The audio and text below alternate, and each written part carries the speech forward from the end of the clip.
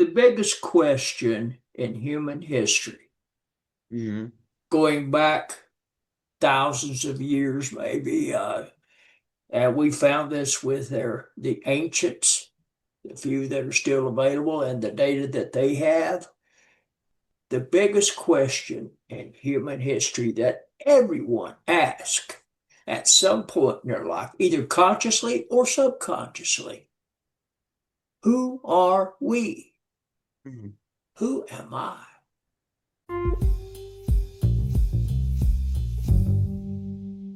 This is Dr. Andrew Rimby. Thanks for joining us here in the Ivory Tower Boiler Room. If you don't know, you can get all of our episodes ad-free on Patreon, patreon.com/Ivory Tower Boiler Room. All of Mary's true crime episodes ad-free, video episodes ad-free from the ITBR interviews. Also, follow us on Instagram, please. Ivory Tower Boiler Room. I like to put a lot of exciting arts and culture clips from the podcast, you know, TV shows, films that we've discussed. TikTok is Dr. Andrew Rimby. Long story. The Ivory Tower Boiler Room one got taken off by TikTok because it was too salacious and scandalous, in my opinion. But I might be just having an Oscar Wilde complex there, thinking, that I was causing such a sensation on TikTok. So please rate us on Apple. It really, really helps. Review us. If you're on Spotify, you can rate us there too. YouTube, please follow our YouTube channel. Please like the video, share it with your friends, your community. The only way that I can keep giving you all free, exciting podcast episodes is because of the reach of the podcast. So, rating us, reviewing us, it really, really does help. Also, shout out to Sean, our intern, who, if you see the cover art, you see the edits of the podcast, that's all Sean. So, amazing work by Sean. So, I hope you all enjoy this episode. Yeah, so no, I'm happy we're doing this pre-show talk. I looked through your talking points. How did you get interested in this? Just so I have some context. Well, just synchronicity. One thing led Mm, to another. Uh, my first book was more of an autobiography. Uh, mm, when I was young, I'd gotten an education and postgraduate work and married, and we were ready to start a family, and everything was going great. All of a sudden, both my parents died, same year, 8 months apart. And I wasn't over that. And my wife was diagnosed with cancer. oh my. And first, we thought we had it, and then it came back with a vengeance. And about the time we found out she wasn't going to make it, my only brother, who was a lot older than me, was almost like a second father to me, dropped dead of a heart attack. Oh my. Oh, And I'm 6 months later, my wife died. And wow. I went off the deep end with booze and just, Mm, I was suicidal, you know. mm-hmm. And when I came out of that, I started down a spiritual path, not a religious path, but a spiritual path.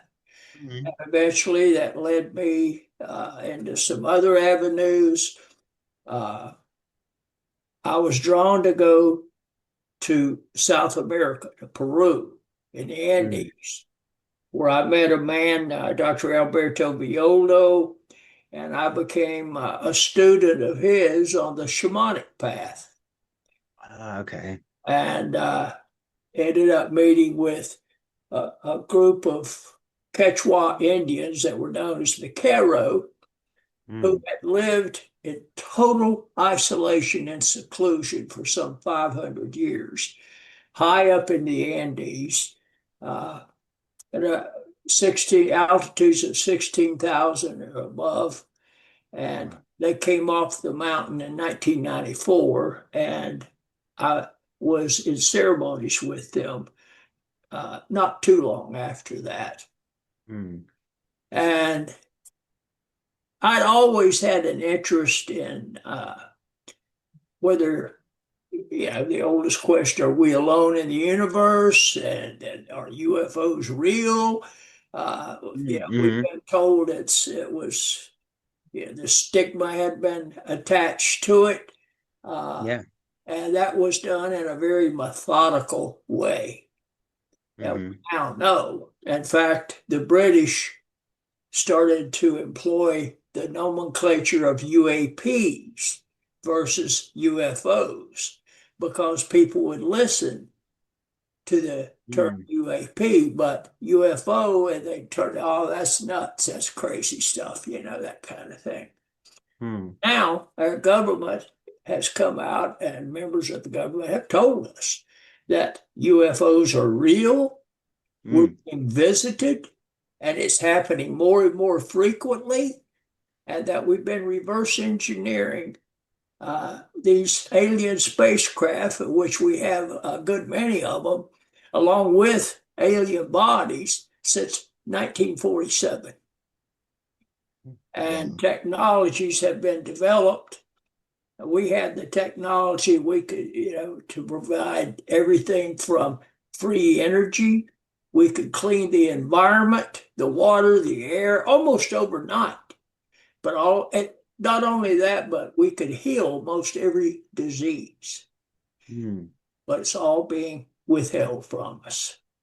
But we're coming to a point. A friend of mine just told me or sent me a message about a week ago or 10 days that the Bank of England has come out that they're taking precautions, putting plans in place to protect themselves because of something that's going to be announced or something that's going to be revealed in this theater very soon. And they've got the inside track more than I do, so they must know something that the rest of us don't know. Yeah. Yeah. So it's Well, coming, and my you have two books, Rise of Human Perception, which is mhm. what we must do as a Yeah. people, and Revelations is information that came my way from a group of human looking beings from the Pleiades star system, specifically around the star Tegeta, and they're here. There's about 18,000 of them and several ships. Some are actually on Earth, but they're at all altitudes Mm. up to and around the moon. And Yeah. they're here to help us to ascend, to awaken. They can't Mm. do it for us because of universal law, the prime directive. They're not allowed to interfere, but they can provide us with the solutions, which they have all the solutions to our problems. Mm. So is this similar? Because I've had Marianne Williamson on the podcast. Is this Yeah, similar to like spiritual consciousness? it's all about consciousness. Okay.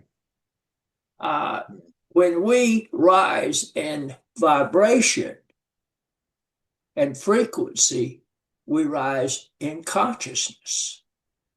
Mm. And they've told us, but when I first got all this information, Andrew, it threw me into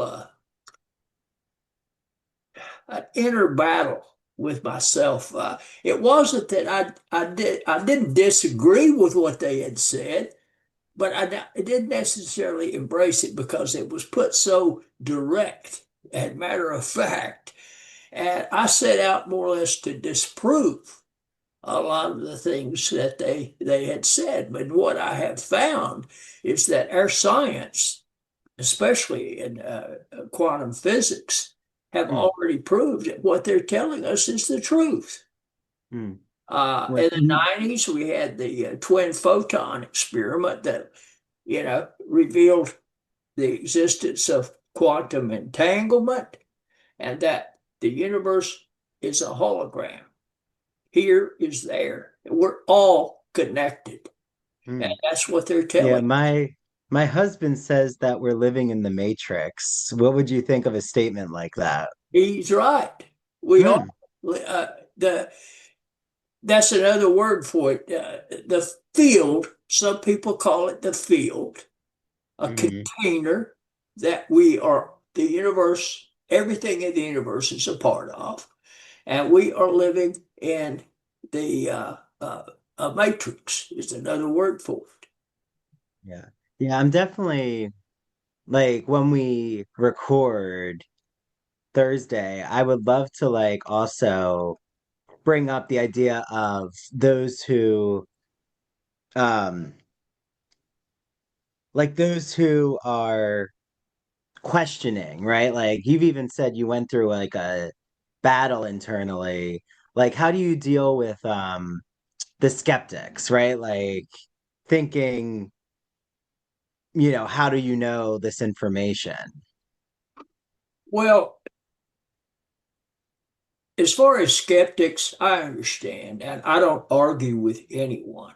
You know, Mm, we are all on a curve of evolution consciously, and you mm, are where you are. I've got close family members that, you know, they're so locked into their religious beliefs that mm, this sort of information is heretical.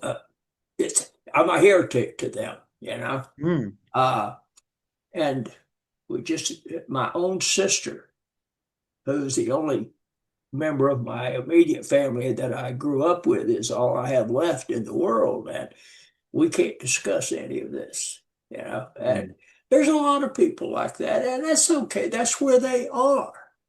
mm, And the Tibetans even said that a lot of people will reject this information, but that it would resonate mm, in the hearts and souls of the key people, the right mm, people. And even though this battle was going on inside of me, at the end of the day, I couldn't deny that it had resonated deep within me and loud. I mm, couldn't escape it. I could not get away from it. So if mm, someone doesn't embrace it, I understand that, and I'm not mm. criticizing them. Besides that, Yeah. I don't like controversy. It's Oh, okay. nothing. So like who are other thinkers you would like put yourself um in the same connection with? Like are there other key people that like we should bring up, like people you would recommend to read more of their work or what they're doing? I would definitely recommend that people read the works of uh, Greg Braden. Mhm. Uh, he explains the science aspect so well that even I can understand it. I'm not a physicist, and certainly not a quantum physicist nor a theoretical physicist, but he explains this all in such with such clarity and in a way that you can't escape it. It makes sense, you know. Mm. And I've learned a Oh, I lot see. from Oh, he his. did the Divine Matrix. Pardon? He wrote the Divine Matrix. Is that I him? think that's one of his books. Yeah. Many, yeah, yeah. Oh, so he's a physicist. Well, he was trained as a geologist Mm. and engineering, and Wow. but he, back in the day, science is only like 300 years, a little over 300 years old, you know, Mm. and there were a lot of false assumptions made. Uh, back in the days of Isaac Newton, they didn't have the technology that we have now. Mm. They knew nothing about DNA. They Mm. didn't know the inner workings of an atom. They didn't Mm. understand any of that. And then in the 1850s, Charles Darwin came out with his Origin of Species, telling us that we evolved from the ape Yeah. and that nature is built in conflict Mm-hmm. instead of cooperation, survival of the fittest. Yeah. Uh, Yeah. Nature versus nurture. All the, yeah. and all of his theories have been systematically disproven. Mm. But yet it's being taught, Andrew, still to this day in colleges and universities. We Mm. were taught that human civilization began some 5,000 years ago. We now know that's totally false.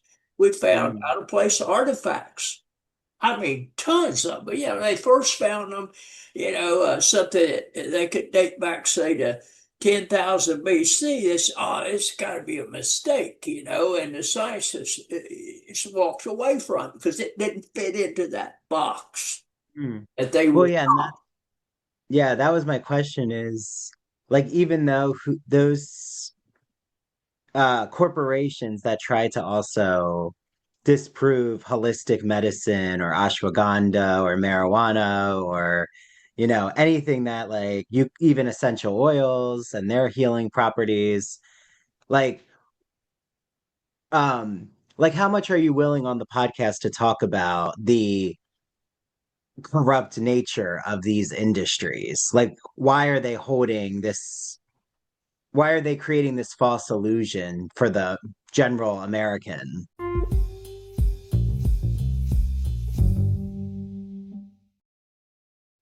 The spring season is here, which means there's a new issue of the Gay and Lesbian Review called Victorian Times, all about my favorite period of literature, the 19th century. And you'll see a rugged Walt Whitman on the cover and the dandy Oscar Wilde. Well, guess what? My first article is now published in the Gay and Lesbian Review called Once Upon a Time in Camden. It's the intro to my book, which looks into their queer literary relationship, but also Whitman and Wilde's homoerotic poetics, and specifically what Whitman does with male same sex desire before the category of homosexuality even existed. Like, how did he even express this in his poetry? Well, you'll have to read my book to find out. Book coming soon. If you know of a publisher, let me know. I'm shopping around right now. But this Victorian issue is so special with the Gay and Lesbian Review. There's articles on Dr. Jekyll and Victor Frankenstein. I'm about to see The Bride, which I can't wait to see. And right, Guillermo del Toro's new Frankenstein is all the rage. There's an article on Monte Cristo's Women in Love, Tchaikovsky's Men. I love Tchaikovsky's ballet. I'm particularly an admirer of the Sleeping Beauty.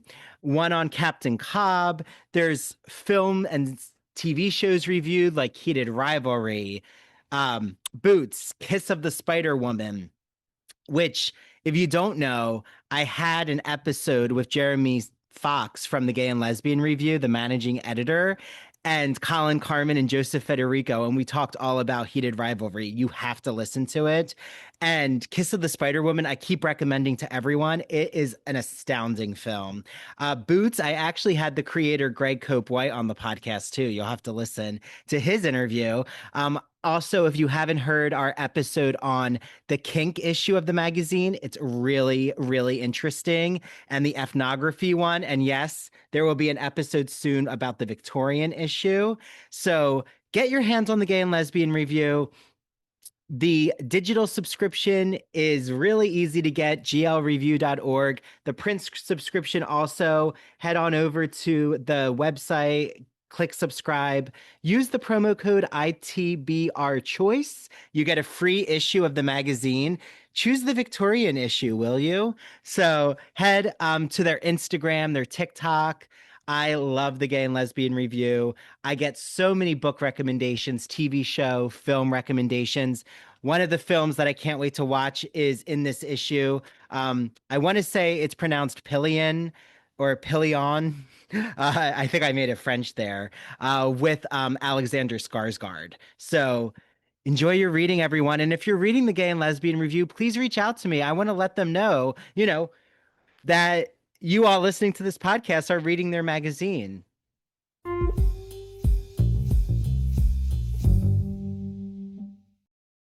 Now that the spring semester is here, I am so excited to let you all know about a publisher, an independent publisher that's celebrating 40 years of great books called Broadview Press. I love Broadview Press.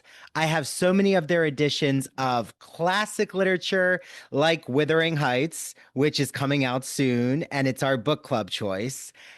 And they have so many academic books for instructors and for students and the general public. So I've had so many exciting guests on, from guests talking about The Wonderful Wizard of Oz, guests talking about vampire literature, horror literature. I'm looking at you, Jeffrey Andrew Weinstock, whose book actually just came out called Horror Theory. Look it up.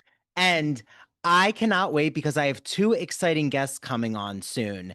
And I've recorded their episode, so I know that it's going to be such an interesting conversation. The first is Rachel Tukolsky, who wrote a book called Writing on Fire, a fierce yet friendly guide to writing humanities essays in college. I've used excerpts of it for my Writing 2 course at Montclair.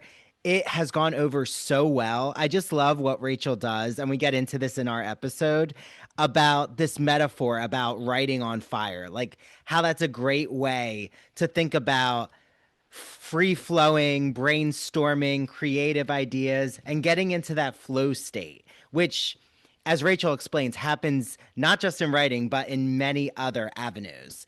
And then the other guest that I have on is David Starkey, who wrote a book called Academic Writing Now, a brief guide for busy students. It is designed to cover the basics of a college writing course in a concise, student-friendly format. Each chapter concentrates on a crucial element of composing an academic essay and is capable of being read in a single sitting, which, for a generation, myself included, I think all of us now, just consumed by digital media or just this attention grabbing technology, reading in a single sitting is definitely a plus. So head to Broadview Press, use the promo code Ivory Tower, and you'll get 20% off every single book in their collection. There's also a really cool digital library collection they have. So if you're a librarian, take a look at that. Message me. If you're a librarian, I'd be happy to show you what that new collection looks like. And I hope you all enjoy your reading.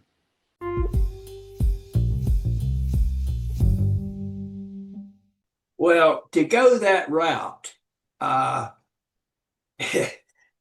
a mouthful, believe me, because I don't know how much of the books you've had a chance to read.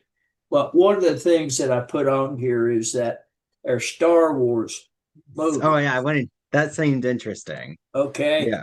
Uh, I'd heard some time ago some insiders say the Star Wars movies were really closer to being historical documentaries. And there were indeed Star Wars, but it didn't happen in a galaxy far, far away. It was right here. The one that pertains to us anyway was right here in our own solar system, not just in our galaxy, but right in our own solar system. If you look between Saturn, Mars and Saturn today, you'll see a huge asteroid belt. There was a planet there called Tiamat. And a war ensued between the Federation of Planets and the reptilians. They had come up to Earth some 40 to 50,000 years ago. Sumerian tablets say 250,000 years ago, but the Tibetan say that's wrong. That wasn't that far back. But they went to Tiamat and set up a dummy base. And they started sending out these fake electromagnetic impulses, knowing the Federation was going to come and check it out, which they did. And they attacked it. It was an ambush, and this horrific war ensued. Mm. Okay. And in the end, the Federation was so desperate because they were so beat up to stop the war that with the use of nuclear devices and zero point energy devices, they blew up Tiamat and nuked Mars. And we found evidence on Mars of nuclear explosions. I mean, they found high levels of xenon 129, which is the signature for nuclear activity. And you've got this asteroid belt, but it was a water planet. Mm. And the solar system was an absolute wreck at that point because they couldn't safely fly their spacecraft around the solar system at that point. Mm. So what they did was they entrapped the reptilians here on Earth. That's why we have the Van Allen radiation belts. We're the only planet that has this. Mm. It's all done from what they call the Lunar Space Station Mm. by a very old, 12,500-year-old digital computer system Mm. powered by nuclear devices. There were 12 of them, but 8 of them have failed. There's only 4 left. And Mm. what it really does is Earth was 5D. It still is. But our frequencies have been suppressed, making it 3D. They call it a frequency suppression device. It's a technology. And if we were suddenly thrust into 5D, a lot of people would not be ready for it, couldn't handle it. Yeah, like what uh So I don't know about getting too deep into that. yeah, Because but like what are some ideas about well, first, what was your postgraduate studies in? pharmacy, Oh, okay. Yeah, so I'm sure you have some feelings about the pharmaceutical yeah, industry. I'm almost embarrassed now that I was ever a part of that because I think we've been lied to and used. I'm all in favor of avoiding any pharmaceuticals that I can of Hmm. any kind. I'm all in favor of self-healing techniques and holistic approaches. No, like how are you? What do you feel about yoga? I'm a practicer of I'm a yoga. big Yoga. yoga supporter. I do yoga daily.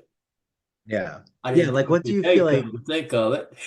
Yeah, like we could even talk about like what is it about yoga that you feel is so because like I know for me it provides such a clarity and connection of groundedness. Like do you think it just helps you achieve a certain level of consciousness that's not really available in our like hectic lives right now? Well, I sit a lot and Mm. uh yeah, I write. And Yeah. what happens, you can only have 100% of energy, just like you can have 100% of anything, right? But that energy gets pent up in our muscles too. And Mm. the yoga, stretching those muscles out, releases that energy. And you have, instead of, say, 75%, you suddenly have 100% of energy available to you. And this not only affects your rest of your body, but also your brain and your Mm. heart. Yeah. It's that mind and body connection they talk about. Well, the heart brain connection, Brain, okay. which I talk about the existence of it and how to bond, to marry the heart with the brain. This Mm. is something that everyone should become aware of, Andrew, because in 1991, a French researcher discovered that we have some 40,000 sensory neurons concentrated in our heart. Scientists are now calling it the little brain in the heart. And I mean, there's now a wealth of evidence to back this up. They later discovered that these are like brain cells, okay? The sensory neurons are brain cells, but they're 100 times more powerful than those in our head. And they think and remember independently of the brain. Yeah, you walk into a room and you take in everything, but the brain selects out what it's going to pick up on, but the heart could pick up on everything. By bonding the brain with the heart, and these neurons are all floating around, they're looking to connect with one another, but through a technique that has been worked out, you can literally bond the two together and create this neural platform, this harmony between the two. And it enhances your memory, your thought process, and you can gain deep intuition on demand. Have you ever picked up the phone to call someone you're close to, and as you picked up your phone, they were already there? Mhm. Yeah, like you knew that you both were thinking of each other in that moment. Yeah, Yeah, it's like that's a it's a form of simpatico it's a form of synchronicity. what if you could do that on demand? Yeah. Well, that's what I was gonna say is like for those specifically as a trained like humanities PhD scholar, right? I always think of sources and facts, like where are the sources? So like when you were writing The Rise of Human Perception and Revelations, like what as you were writing, how did you like structure your narrative? Like did you work from like different sources you had? Like what was your writing process like?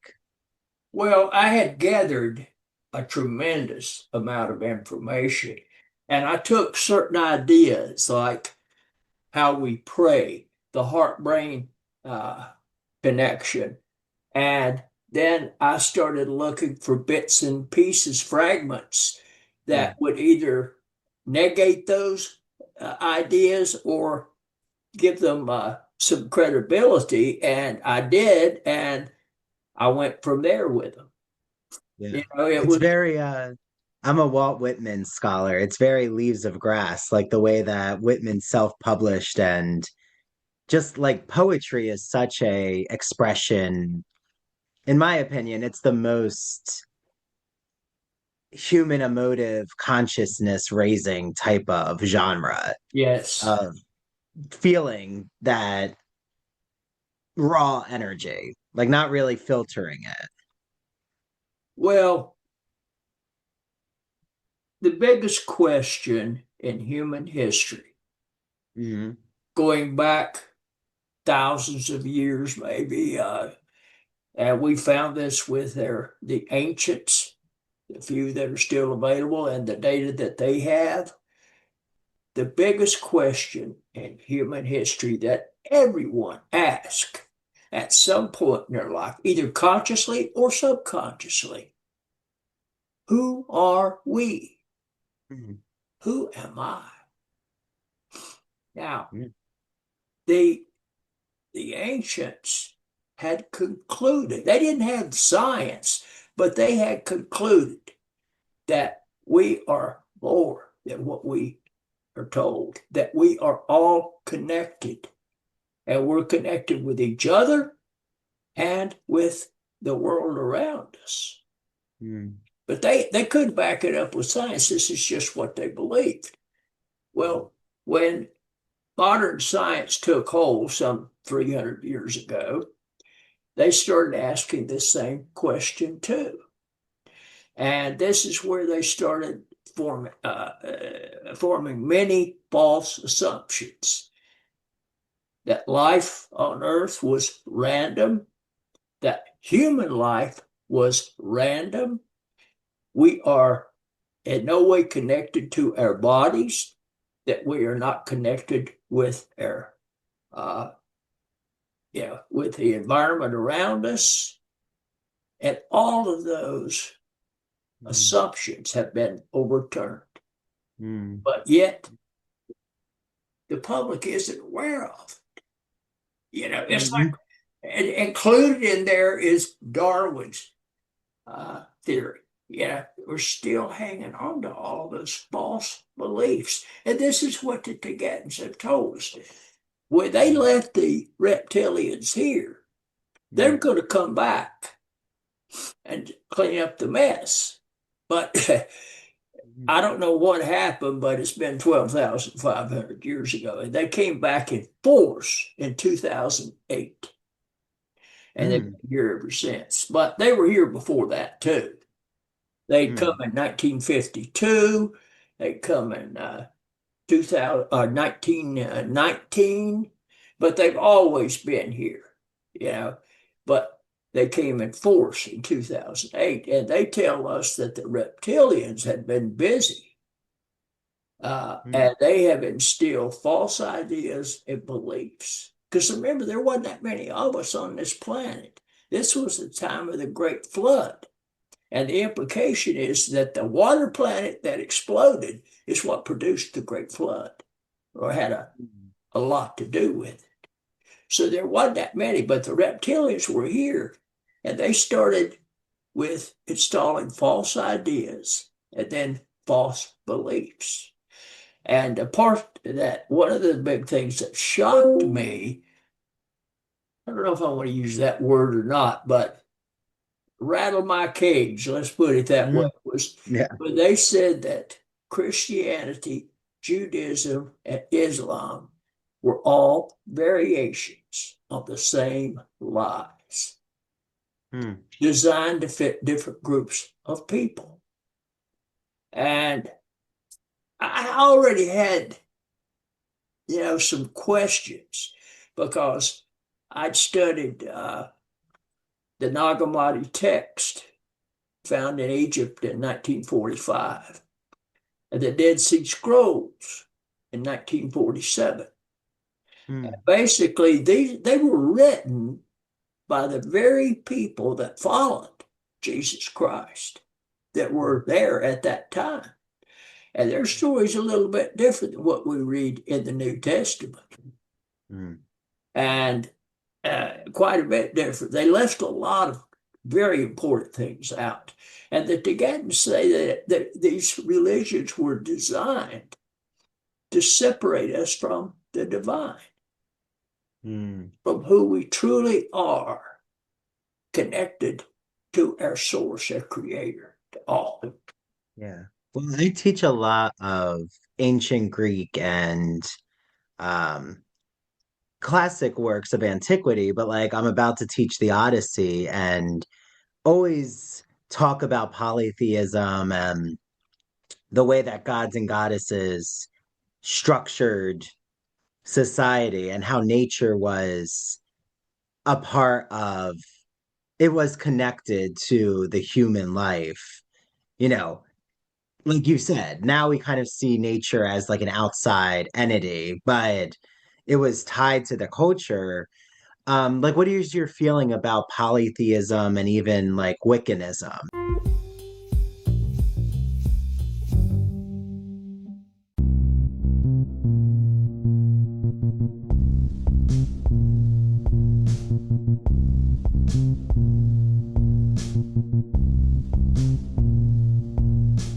Welcome to Severed, a podcast week dropping new episodes every Monday. Severed True Crime and Severed Paranormal episodes deep dive into murder, mysteries, and the otherworldly in a concise format. A 7-minute story to frame the case with thoughtful analysis and our usual banter. We sometimes find the lighter side of darker cases. We offer 3 spin-off shows, Severed Strange Stories, Severed Haunted You, and Severed Serial Killers that highlight the unusual to lighthearted topics from the digital dumpsters of true crime, haunted universities, and the minds of madness like Ted Bundy and Jeffrey Dahmer.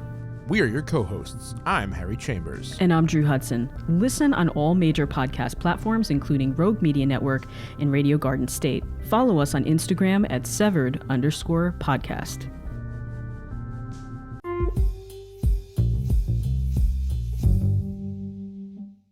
Are you a fan of classic Hollywood movies? Are you a fan of queer cinema? then do we have the podcast for you. Hello, everyone. I'm Christian Garcia. And I'm Luke Delmar. And we are your hosts of That Old Gay Classic Cinema, where we take a look at some of the greatest films of all time and analyze them through a queer theoretical lens. Let's be honest. LGBTQIA plus people have been a part of Hollywood since its inception, and this podcast celebrates those artists and entertainers of yesteryear while also taking a closer look at the queer-coded characters and stories in classic Hollywood films long before queer representation entered the mainstream. So follow us down the road of classic cinema as we give you a guide to some of the films that touched our hearts, brains, and even gave us courage to be ourselves. You can listen to That Old Gay Classic Cinema wherever you get your podcasts, and be sure to follow us on Instagram, YouTube, and TikTok. All right, listeners, we're ready for our close-up.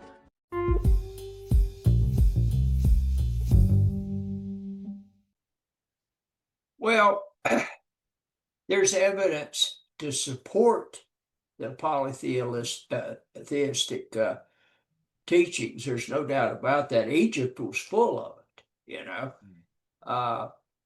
and I think so was Greece. Ancient Greece was, but the God that we've been taught is a single God, an old man on a throne with a flowing board, becomes less and less believable as you learn more and acquire more knowledge about the way the universe truly works. They call it source, which we tend to say God or the creator. They refer to it as source. And it's taken me some time to kind of adapt to that. I've never considered myself a religious person, although I did join the church when I was a young man in my first marriage. But I think I did it looking back because it was the thing to do, kind of a thing. But once I started down my spiritual path, religion was never really a part of it. It didn't really matter. I believed in a higher authority, a higher power. And even some of that is questioned. But we have to, the real bottom line, I think, is we have to awaken to who we really are. I talked about the heart-brain connection. Well, as far back as Pythagoras, some 500 years or more BCE, he taught as a Greek philosopher that the human spirit is eternal, and that once the body dies, the spirit is transferred into a new body. We call reincarnation. Of course, when the Romans constructed the Roman Catholic Church, some 300-400 years after the death of Christ, that was heresy and blocked. And they even mentioned it would get you killed. And they did have people killed. But our spirits are not connected. They work through our body, but are not part of our body. Is the difference. But our heart is the link to our higher consciousness, our spirit. I call it my Godhead. And from there, that's our link to our source and to universal consciousness, knowledge, and wisdom. We can access more knowledge and wisdom than we can even imagine. As British researchers said, the person that learns to do this could make the local genius look like the village idiot. Well, so yeah, from what you're saying, there's so many questions, but first, I feel like we should release this to the public because this is this is basically the episode, if you're okay with that, Harrison. Sure. Like, is okay. Because I feel like, I know we were gonna meet another day, but I think this is, I just want to keep going. Well, Well, one so thing leads to another. You'd ask it me how does, I it does. formulated the information in the book. I didn't plan on any of this, Well, I felt that's like what I was gonna ask I was is, guided. yeah, that's what I was gonna ask you is there's a book called Guided. I'm not sure if you I know, it just haven't got read that. published. But she talks about the writer that she got like an information download from the universe. Like I hear this phrase a lot about like getting, like you even said, like you know, s- information like came to you. Like what do you think is meant by that concept? Like what does it mean that information, like you're receiving information from like a higher consciousness level? Well, they've told us that the Gettons and our visitors in general have reported uh, to several Earth contactees, let's say, that they are downloading Learning, yeah, thank knowledge. you. They're downloading the knowledge into our mind to Mm, help us to awaken the rest of the world, the rest of the population. Again, not everyone, when you hear a lot of this stuff initially, it's like if somebody takes it out of context, something out of my books out of context, it's like, oh, that's no good. I don't buy that. But it's like Joe and I were talking about how sad it is that people are not reading today as they once did. And when mm, you don't read it, everybody's at some point, I would say everybody, maybe not, but people who have been readers have read a book that was later made into a movie. And they go to see the movie, and invariably they're disappointed mhm, because it cannot tell the story that you read. There's just no way. There's so many little details that construct that story that make it whole.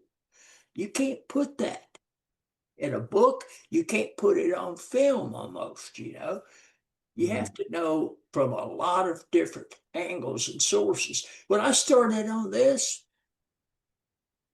I had to look at astronomy. mhm, I had to look at archaeology, theology, mhm, quantum physics, theoretical physics, meteorology. You have to incorporate all of it, at least pieces of it that relate to whatever the topic is, to really understand the full story. And I have a friend who she's like astrologist. She's very gifted at birth chart readings. Like, is there a connection between birth chart readings and what you're talking about? Like, how do you weigh in with astrology? well, I've never been a big follower of it, but what I have followed, there's some validity to it. I can't deny that. But you'll find that I've learned the hard way. I'm not a young kid anymore. I know you probably think I'm 28, 29, but I'm really Oh a little yeah. older than that. Yeah, I thought you were, under 30. Yeah. Uh, but, the one thing that age gives you is perspective. Mhm, And that's a gift. There's drawbacks galore to getting older, but your body starts to give out in certain ways. But it gives you a different perspective and your priorities change. I was talking with a friend, it was just over the weekend. He said, it's funny how things that I used to really love to do or it was were very important to me no longer matter. Yeah, he and I are the same age. We grew up together. And he's right, and we waste so much of our lives, flittering it away on things that don't matter. And they've told us, our cosmic visitors have said, we place such importance on the material world. A big house, nice cars, nice clothes, whatever. All things that we can't take with us when we leave here. And our time here is a drop in the bucket. It's a blink of an eye. Mhm. And we don't focus on the really important things. Mhm. And maybe some of that comes with age too. I don't deny that. But for a long time, I've had these questions, when my whole family died. Why am I still here? Mhm. What's the purpose? It took me Yeah. a long time to figure that out. And I think my purpose is to do what you and I are doing right now, Mhm. to Absolutely. help people to understand that they are so much more than they've ever believed.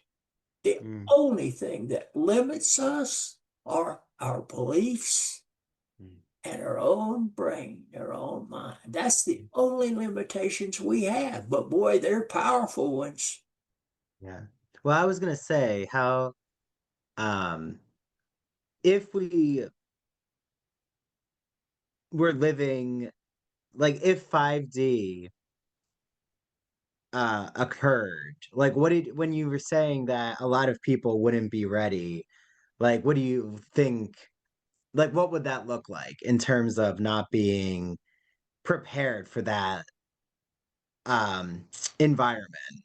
Well, even when we move more and more into the 4D, that's where ghosts reside. And a lot of strange animals and creatures that we're not accustomed to seeing. We would see them running down the streets. You know, colors are much brighter. I'm going on what I haven't been there, but Yeah, I'm yeah. going on what I've been told Hmm. that many things are the same. A shoe is a shoe, a door is a door, but colors are, there's many more of them and they're much brighter. And you become aware and much closer bonded to everyone around you and everything around you, including what we would call inanimate objects, even Mm. because they too are manufactured by consciousness. Hmm. It's our beliefs that determine what we manifest. In 1909, an experiment was performed that you probably have heard of, the double slit experiment. Hmm. You familiar with it? Well, that's okay if you're not. No, no, explain it. Yeah, that Well, would be great. what they found was they took photons of light and they had a wall up with two slits in it. Mm. And they expected when they sent these photons of light through there, it would reflect in patterns on the opposite opposing wall, right? But when they observed it, or not only a human looking at it, even when they were photographing it with a camera, it changed the very nature of the light. And photons are what everybody has. That's what we're made out of. It's what Hmm. the material universe is made from, are Yeah. photons. Without looking at it, they were a straight line. But observation came a wave. What the bottom line is, when we look at something or think of something, we change it. And it's instantaneous. We have Mm. that kind of power. Mm. Does that make sense? Yeah, what would that, yeah, like what would an example be? Like if you're um like if you explained that to the public, like what if we look at something we could change it? Like is there like something Most that's people coming to know your that mind? prayer works, right? Mm. Mm. How could I sit here in my living room or whatever and pray for a young soldier, say in Afghanistan or somewhere, who is in a hospital and know that it works? How does that happen? The very thought moves energy, positive energy. If you think evil thoughts, negative thoughts, it has a detrimental effect. But if you think love, compassion, empathy, it has positive effects. This is not my opinion. It's not a theory. It's been proven. It's been scientifically proven that this is how it works. Yeah. So what do we do in such a divisive, fractured landscape in our country? Like, what's your feeling about why our system right now is in such this like falling apart? Like, is it falling apart because we're like reaching? I've heard theories like we're reaching a new level because of this consciousness raising. There's also like a backlash from those who want to maintain the status quo Well, the of the reptilians system. are still here. The cabal are fighting tooth and nail. There was a documentary that was released called The Age of Disclosure Okay. before Thanksgiving on the 19th of November. And I normally don't pay a lot of attention to those things because it's usually much ado about nothing and rehashing the same stuff that I've heard for 30 years. But this one, it had people, senators, congressmen, and the most world-renowned scientists, our Secretary of State, all of them saying that we're not alone in the universe. UFOs are real. We've been reverse engineering them since 1947. We're being visited by several races, and it's occurring more and more frequently. Well, I later found out that these guys were under attack, because there's the force behind that reptilians, which, by the way, many of them, one of the reasons we can't root them out so easy is because they're hybridized. They look just like we do. They're hard to spot unless you know what to look for. One of the things to look for is you get them angry and watch their eyes. They get like snake eyes, slit eyes. And I've seen that before with people and heard about other cases of it. They're reptilians. And they are mind controlling a lot of humans that are members of the cabal.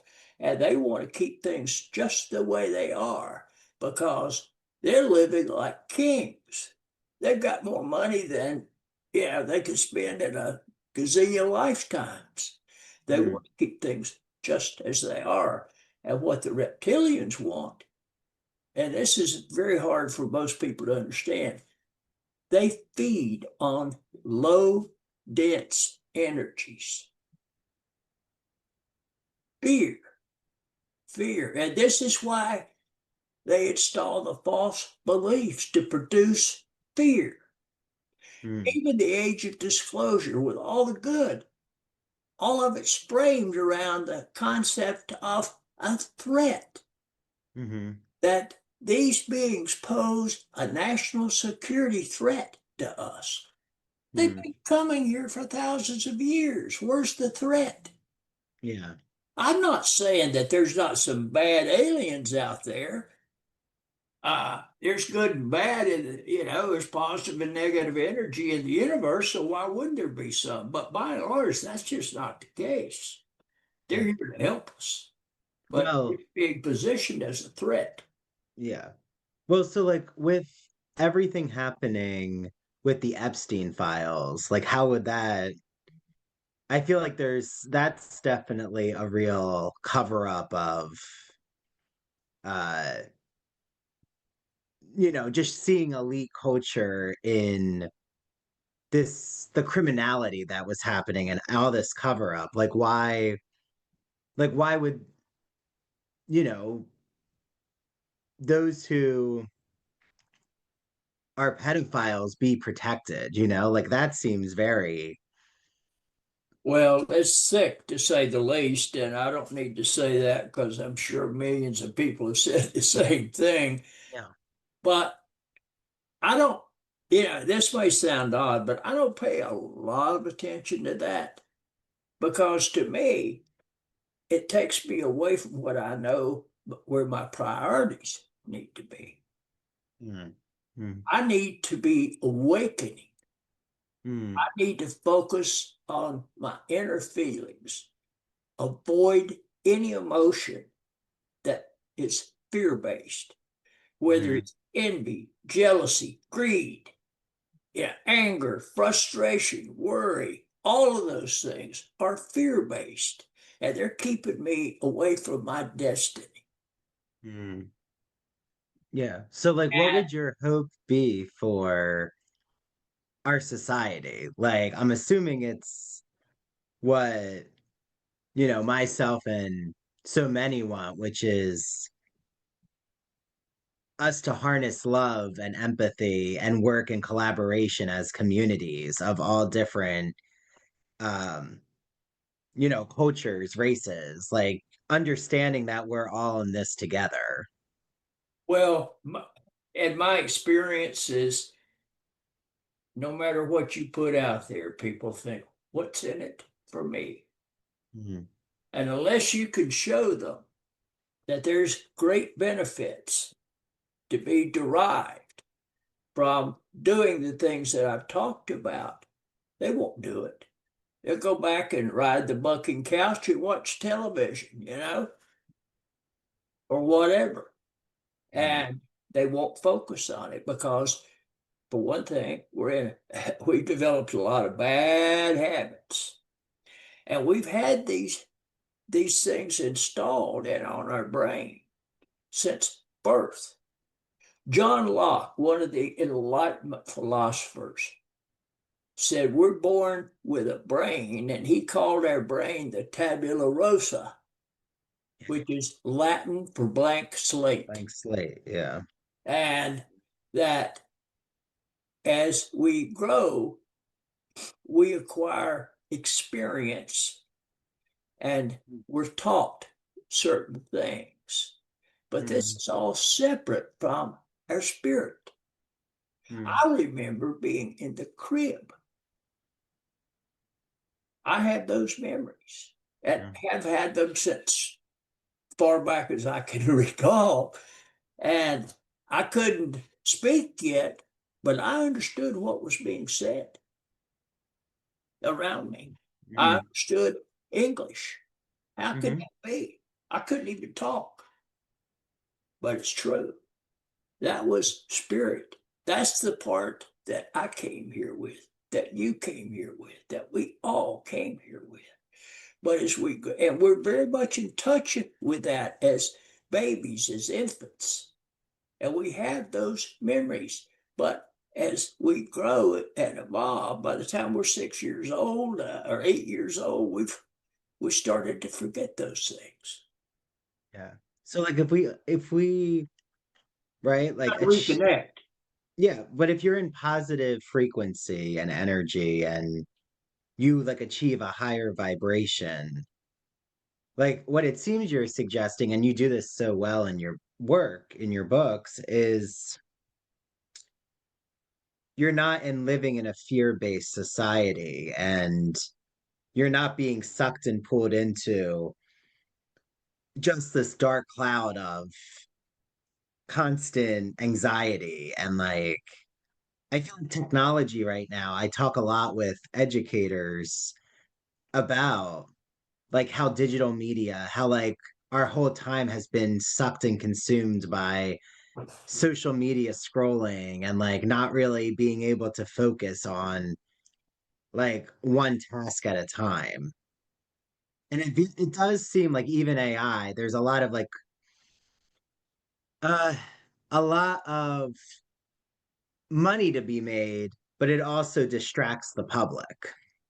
Well, I mentioned to you that the reptilians installed fear into us, right? Mhm. And a big way they did this was through religions. Now, let me just say, I'm all in favor. I'm not anti-church. They've done great things. They continue to do great things. Depends on the church, but when they start speaking hellfire and damnation, you're going to burn in hell if you don't believe as I do. That's where we part company. I don't have much time for that. But the next big thing that they did in the way of controlling us, actually enslaving us, was through mass media. It's done more harm Mm. than we can possibly imagine. Commercials, the news, all fear based. I quit watching that stuff. Mm. I used to follow politics. Politicians are but puppets for the cabal. All governments, well, most all governments of the world are but puppets for the Mm. cabal, the people behind the secrecy on UFOs, behind all the reverse engineering and all of that. But they keep us in fear. And I would follow politics and I'd watch these talk shows. Of course, I watched the ones that I agree with, right? At the time, I'm going back 25, 30 years, but what I finally realized that even though I agreed at the time with what was being said, at the end of it, all that happened was that I was upset and angry. And for what? Mhm. It was like getting all dressed up with nowhere to go. I mean, they're not calling me up to be on 60 Minutes or what have you, to discuss my political viewpoints.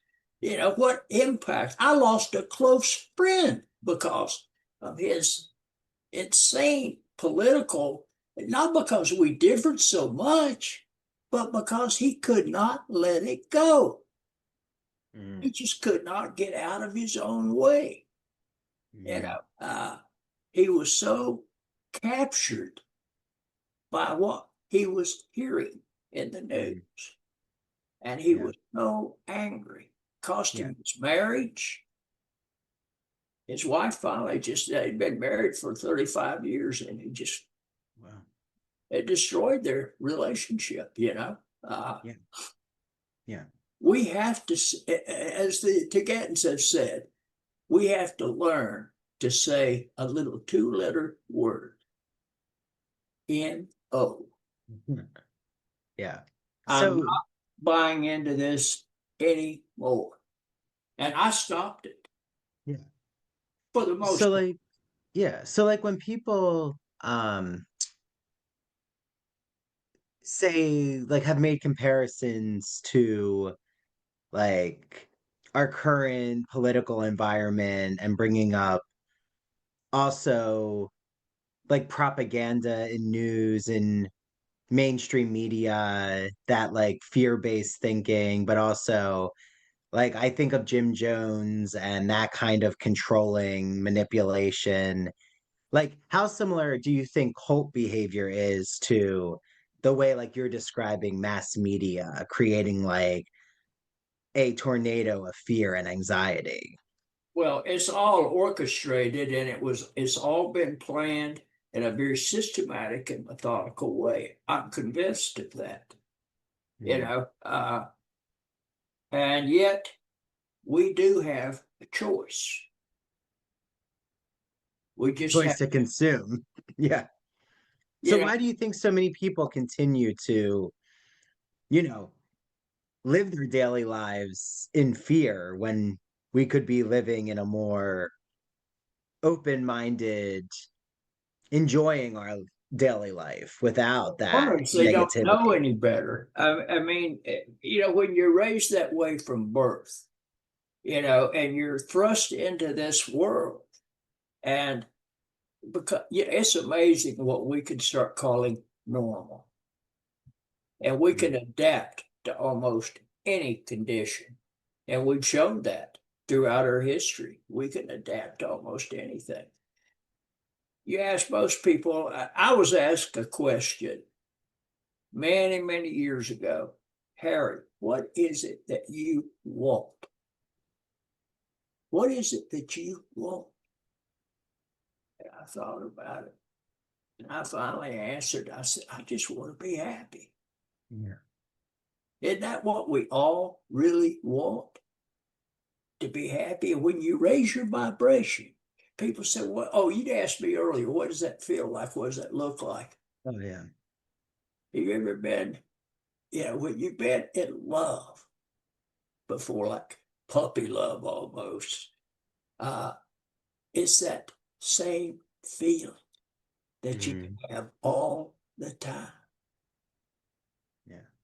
I always consider it like when, like even talking to you right now, like when you have that like goosebump kind of just like a satiated calm and almost like a flow state, like constantly being in a flow state of being. And I do notice, like if I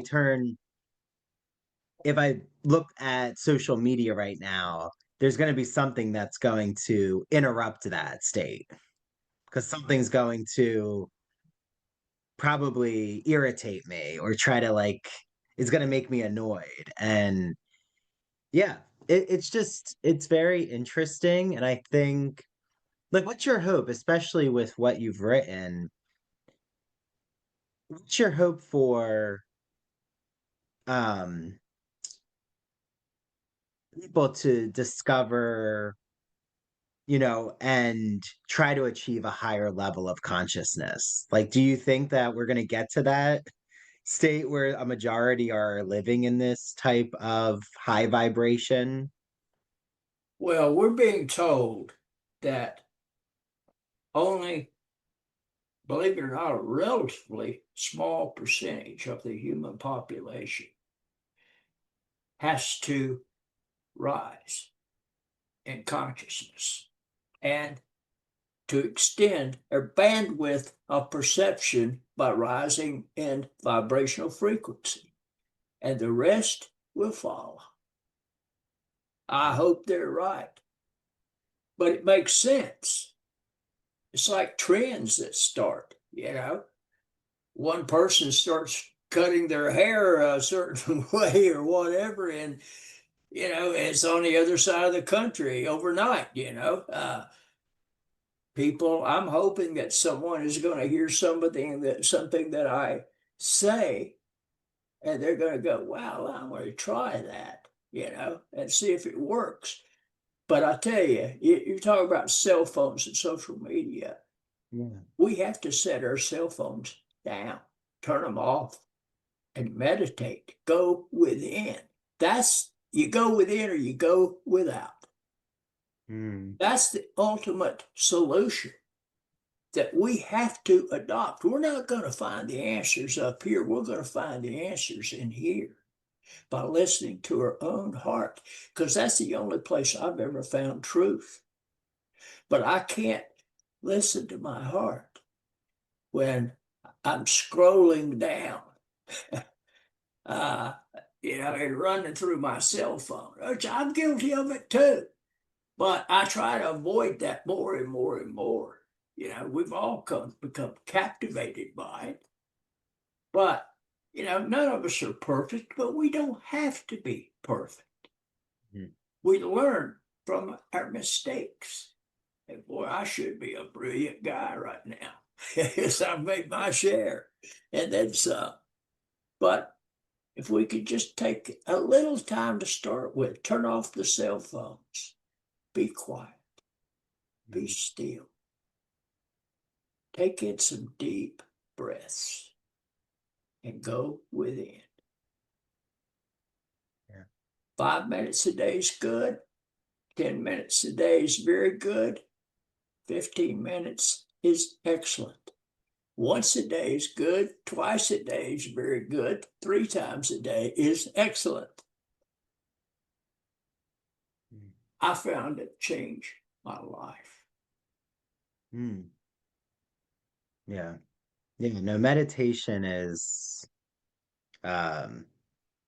something I'm trying to incorporate more of. I keep talking about just unplugging. I'm like, there's like a conscious need to unplug right now from technology.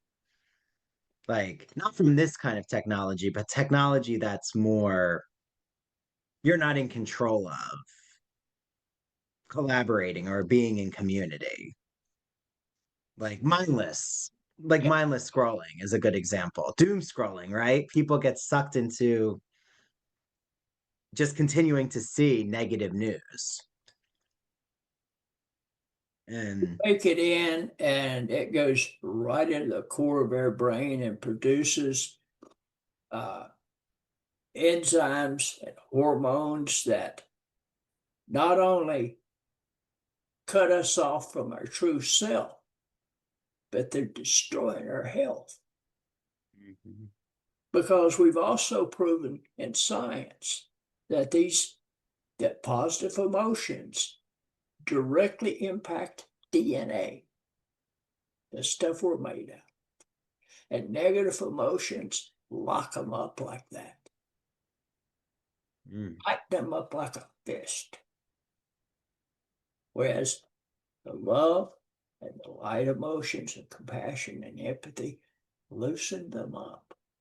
And they even start to produce new DNA. yeah. And this is scientific, peer-reviewed science. Yes. Yeah, there's a lot of neuroscience work that's been published, popular literature about how, like, what exactly what you're saying, Harry, about positive emotions correlating with, gut health, lower, even reading for 6 minutes lowers your cortisol levels. Yes. And yeah, so, those who are listening to this, even if, right, there's going to be skeptics, naysayers, however, I don't think there's no harm in wanting to, um, there's no harm in wanting to, uh, live in the positivity, right? Like, that's a good thing. That's literally a positive. Like, that's not, affecting harm on people. That's everyone trying to achieve um a higher level of being and consciousness. So I think it's incredibly powerful. And I'm really glad that you're writing. I think that we need more, of these conversations. And well, one other thing I was going to ask you is, do you think that the COVID pandemic helped open these conversations or made uh, the system of materialism and capitalism even more, like these systems became even more severe? Like, was it more of a positive gain or a negative gain? I don't know. I Mm, honestly can't answer that. mm, But I will leave you with this one. yeah. Once you understand that we are all in this matrix, this field, and that we are all quantumly entangled, you have to then realize that it is impossible to harm another being without also harming yourself. Mm, that's powerful. Well, we'll leave it there. Yeah, I mean, I could talk to you forever, but for everyone out there, like, how can they find your books? Where are you available? Um when they're mindfully on social media, are you there on social media? I'm on Instagram under Harrison Viers, Okay. and my books are available on Amazon. Yeah. And this is The Rise of Human Perception and Revelations. Yes, Revelations, the greatest secrets in human history. But I've encouraged people to read a couple of at least The Rise of Human Perceptions before reading Revelations as a to build a foundation, if you will. Yeah.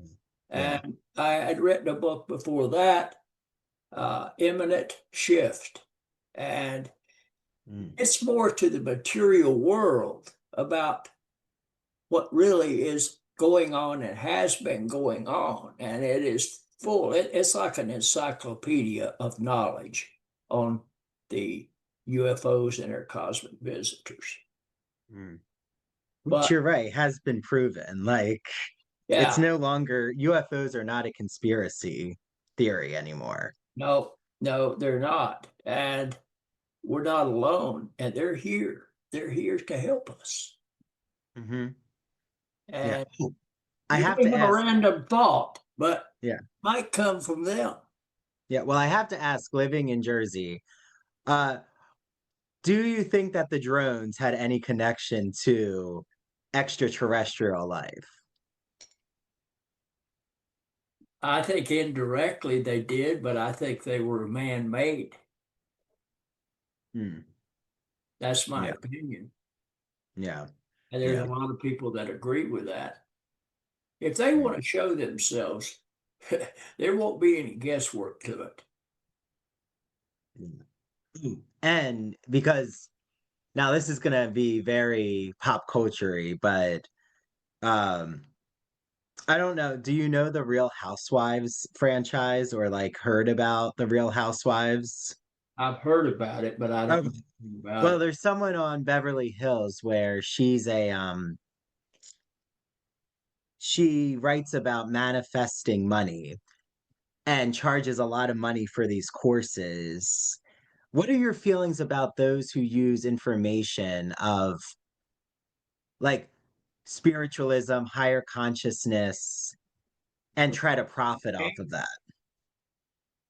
Well, there's been techniques around for a long time. I was a student of the Silva method from years ago, 40 years ago. And it's the use of meditation techniques coupled with visualization and imagination to manifest what you want, what you desire. And I built a business using those techniques. Yeah. It works, but by the same token, I would rather people look at it in terms of the real power that we have as spirit beings and focus on a rise in their own vibrational frequency to a love vibration and avoid fear. Yeah, I guess how I should phrase it is like just like in any like with humanity, like do you believe that there's bad actors um who, and I'm not saying she is or isn't because I haven't like read her book, but are there bad actors who like use a kernel of some ideas of like say what you've written about and they try to just become like a charlatan? Oh, yeah, they're out there. There's positive and negative energy, and there's good and evil in the universe. And some people are going to embrace the negative and the evil. It's just fact of life. Yeah. How do we recognize? I know this is like deep virtue ethics question, but like how do you, Harry, recognize those who have um malintention? I go to my heart. Mm. If I ask my heart a question, the answer is almost instantaneous. If I start getting a story with the answer, that indicates it's coming from my head, trying to use logic and looping the logic and reason of my brain to come up with the answer. But the heart gives you a direct answer. It's usually brief and concise and almost instantaneous. Mm. But you have to be Yeah. quiet and still. Yes. I've learned I'm going to practice a 5-minute meditation after this. You've convinced me. I need to do more of this looking within or hearing, being still. This was wonderful, Harry. Thank you so much. My pleasure. Yeah, and I love chatting with you. Like I said, I didn't know whether or not, we were gonna like jump right in, but we did, and I'm grateful because I think that, we really got so many uh perspectives, ideas, you're thinking, you're theorizing. It's, very, very interesting. And I hope more people, look you up and, try to practice that stillness and practice positive thinking because we Well, need it. we We do do. need it. And, if it goes back to the question that Joe and I were speaking of the other day, is trying to get people to sit down and read. Hmm. Because if you Google for all your knowledge and use the internet, almost at best, you're just going to get fragments, Hmm. pieces to the puzzle, but you're not going to get the whole story. And on top of that, you're generally getting someone else's opinion. Doesn't mean it's invalid, but how do you know that? Because Hmm. I've listened to things and went, wow, and then found out, yeah, that might happen, but it's a 1 in a million shot. Somebody is almost like the person you were alluding to a moment ago. They take some fragment out of context and develop it into something that really doesn't exist and sell it. Yeah. Yeah. Yeah. The code of personality is a whole other topic that, we should talk about. But thank you, Harry. And I'm excited for the public to hear this. Good, good. Yes, yes. Yeah, let's be in touch. Definitely, I would love to have you back on. I have a feeling this is definitely going to generate a lot of buzz and conversation, since um, it's so important, but it's also something that a lot of people um have tuned out or haven't centered in their life to think about um awakening and thinking about their consciousness. Yeah. Well, you're going to find out one way or the other. And it's like I told the Bank of England story. Something is going on. Mm. This is coming. Whether you want it or not, we're going to be walking into another world. And I don't think it's going to be that far off. I've Hmm. been hearing 2027 for years, and it keeps coming up from various angles. And when an institution the size of the Bank of England is taking precautionary steps to protect themselves, for the response the public may have to this, it's pretty hard to deny. And I want people to be prepared, not be caught flat-footed. Hmm. Especially these last two books will help them to do that. Rise of Human Perception and Revelations, the Greatest Secrets of Human History. Available on Amazon. And Available, oh yeah, available on Amazon. and at Harrison Viers on Instagram. Yes. Yes, thank you, Harry.